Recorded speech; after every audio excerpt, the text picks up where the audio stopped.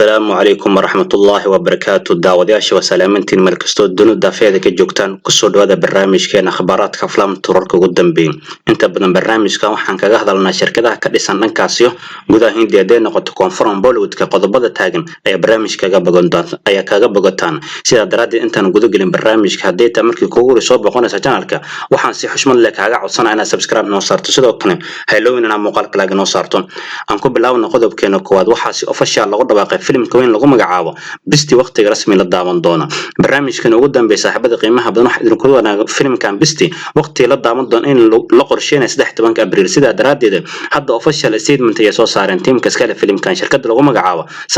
سم بيكجرز يسوع صارت أوفشال ستيتمنت شاعك قاعدة فيلم كذا بستي وقت للدعوان دونا سيدا درادي صاحبة قيمها بدون أوفشال فيلم كان بستي وحل الدعوان دونا تاريخ مكي أساسا 16 أبريل وأنا بشكابين وصهيسن يا لقد دعوان دونا جودهان دل كندي يدافع عالمka sida hadda shaac laga qaada filimkan bisti waxa lagu daawan doona labadoo luqad ugu caansan ninkaasi koonfur hindi waa luqadaha kala Telugu iyo Tamil ayaa lagu daawan doona filimkan waxa hogaamiye ka superstar-ka awoodda badan ninka lagu magacaabo Talavi Vijay halka Pooja Hajim iyo Trisha Kuwat ka tahay sidoo kale filimkan waxa maalgelinayso Sun Pictures sida daraaddeed saaxiibada qiimaha badan oo official filimkii weynaa bisti waxa la daawan doona 16 Abriil sidoo kale ogaada filimkan waxa director iyo writer ka ninka lagu magacaabo Nilsson Dilip Kumar sida daraaddeed saaxiibada qiimaha badan filimkan bisti 16 ayaa la daawan doona bisha kaabin ugu soo haysa sheekada marka halkaas ay marayso saaxiibada qiimaha badan waxa dhici doona loo yaqaan bigisti kalaasha ay dhici doona sidoo kale box office-ka waa lagu dagaaltami doona maadaama saaxiibada qiimaha badan filimkan bisti oo hal maalin ka soo hormari doona filimka kala weyn ee lagu magacaabo KGF chapter 2 hogaamiye ka yahay Yash sida daraaddeed waxa leeyahay saaxiibada qiimaha badan labadan superstar yaa ku guuleysan doona box office-ka ogaada saaxiibada qiimaha badan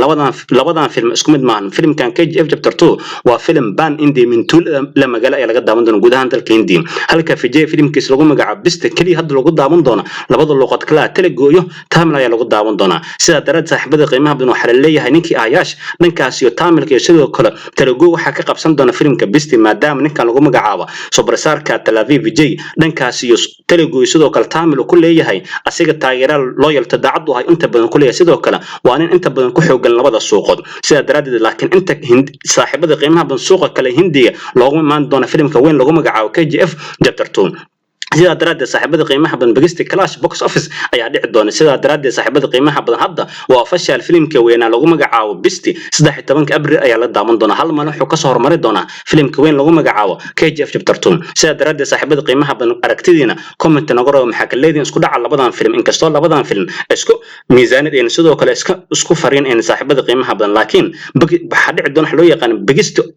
biggest clash oo box office ayaa dhici doona haddaba aragtida nooga beer labadan superstar ayaa ku guuleysan doona kaasiyo Telugu iyo Tamil hadii lagu dagaaltamo qodobada kale saaxiibada qiimaha badan aan soo qaadan karno waxa kamid meegasarka awoodda badan ninka lagu magacaabo Salman Khan markaan wuxuu ka soo beer doobista filimka lagu magacaabo Godfather saaxiibada qiimaha badan Salman Khan wuxuu ka soo muuqan doona filimka hogaamiye ay meegasarka ugu awoodda badan fanka loo yaqaan toolada qof kale ma ninka lagu magacaabo Jaran Jeefi film uu hogaamiye lagu magacaabo Godfather ayuu ka soo muuqan doona Salman Khan sida hadda shaac laga qaaday ninkan lagu magacaabo saaxiibada qiimaha badan Salman Khan doobista filimkan ayuu ku soo beersada official statement la soo saaray saaxiibada qiimaha badan ninkan lagu magacaabo Salman Khan wuxuu balaaran u hayaa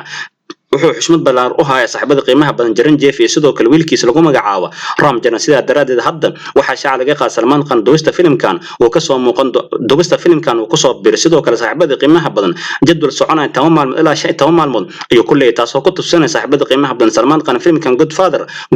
inuu ka qaadan doono door lixaad leh sidoo kale saaxiibada qiimaha badan waxa shaac laga qaaday inuu ku matali doono askar inta badan ninkii Jaran Jeefi garab siin doono ogaal saaxiibada qiimaha badan filimkan saaxiibada qiimaha badan waxa laga soo min guuri filimka laga lahaa dhankaasi Malayalamka filimka lagu magacaabo Lucifer ayaa laga soo min guuri sida daradeed haddana waa official ninka Salman Khan doobista filimkan ayuu ku soo biiray qodobada kala saaxiibada qiimaha badan soo qaadan karno waxa kamid ah lamaanayaasha kala waa Ali Abad sidoo kale Ranbir Kapoor ayaa maanta saaxiibada qiimaha badan ka doonay airport Mumbai sidoo kale dhankaasi oo gobolka loo yaqaan Varanasi oo ka tirsan dhankaasi Andhra Pradesh ayuu dooleen sida hadda shaac laga qaaday saaxiibada qiimaha badan halkaas waxay ku soo duubi doonaan filimka weyn lagu magacaabo Brahmastra sidoo kale jadwalka ugu dambeeyay filimkan ayaa halkaas lagu soo duubi doonaa sida hadda shaac laga qaaday saaxiibada qiimaha badan labadan lamaanin nafta ayaa ka dhaxaysa sidoo kale waxa la qorsheenayaa bartamaha sanadka ama dhamaadka sanadka inay guursan doonaan ay isguursan doonaan laakiin hadda dhankaas iyo saaxiibada qiimaha badan Brazil gobol lagu magacaabo ay aadeen si halkaas ay ugu soo duubaan filimkooda lagu magacaabo Baramaster sidoo kale last ama jadwalka ugu dambeeya filimkan duwistiisa ayaa xagga lagu soo duubi doonaa filimkan waxaa director saaxiibada qiimaha badan ka ninka lagu magacaabo ayaan muqrajay sidoo kale filimkan waxaa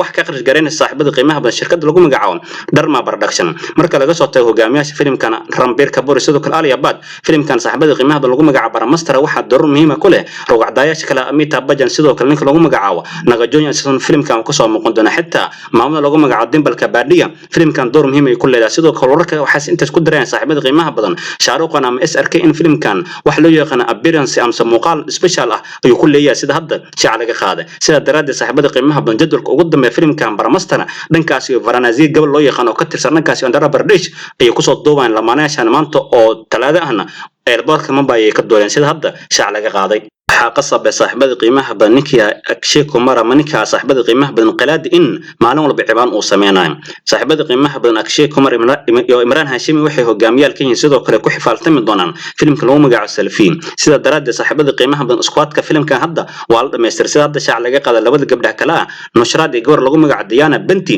ayaa filimkan ku soo biireen sida hadda shaac laga qaaday saaxiibada qiimaha badan filimkan waxaa hogaamiyay ka Akshay Kumar sidoo kale waxay ku xifaaltami doonaan ninka lagu magacaabo Imran Hashimi labada jalaan oo markii ugu horeysay ay filim la sameeyeen doona sida hadda shaac laga qaaday sidoo kale ogaada filimkan Selfie waxa laga soo min guri film laga lahaa dhankaas Malayalamka film lagu magacaabo Dharan Finlandna ayaa laga soo min guri sidoo kale filimkaas waxa hogaamiyay ka ninka lagu magacaabo Birfraj sida daraaddeed kabti Birfraj waxa gashan doona Akshay Kumar sidoo kale Imran Hashimi asna filimkan wuxuu ku matali doona askari mayadag sida daraaddeed saaxiibada qiimaha badan filimkan duwistiisa hadda way socotaa sidoo kale labadan gabdha kala waa gabdhaha lagu kala magacaabo Nusrat iyo Diana Binti ayaa filimkan ku soo biireen sida hadda shaac laga qaaday ugu dambeyn saaxiibada qiimaha badan markaan waxaan soo qaadan doonaa Today History maanta oo kale aflaamta aan kala daawaday maanta oo kale waxa la daawaday film lagu magacaabo Kaya Kahimi BR hay film lagu magacaabo ayaa la daawaday filmkan waxa la daawaday 2 Maarso 2002 markaan fiirno hogaamiyaasha filmkan Jake Sharaf Aftab sidoo kale Misha Patel ayaa hogaamiyal ka hayeen filmkan saaxiibada qiimaha badan filmkan waxa la saaray tiyaatar gaaray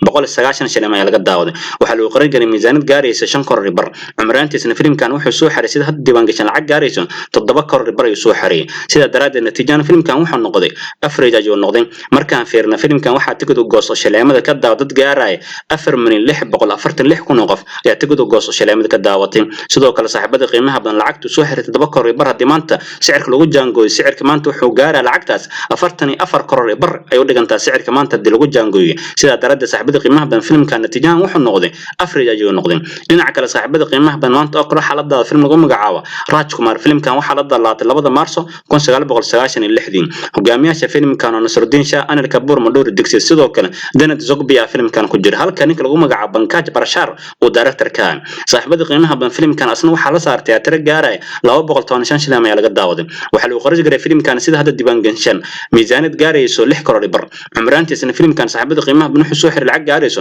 5.60 koror sida daraaddeed natiijada filimkan asna wuxuu noqday falab ayuu noqday film guul dareystay markaan fiirno filimkan waxa tigid u gooso shaleemada ka daawad gaaray 6,125 kun qof ayaa tigid u gooso shaleemada ka daawatay lacagtii saaxiibada qiimaha badan oo gaaraysi 5 koror 5.60 koror lacagtii gaaraysi oo hadii sicirka maanta lagu jaangooyo waxay u dhigantaa lacag gaaraysi 58 koror ee u dhigantaa sicirka maanta hadii lagu jaangooyo sidoo kale saaxiibada qiimaha badan filimkan Rajkumar asna natiijada wuxuu noqday falab ayuu noqday film guul dareystay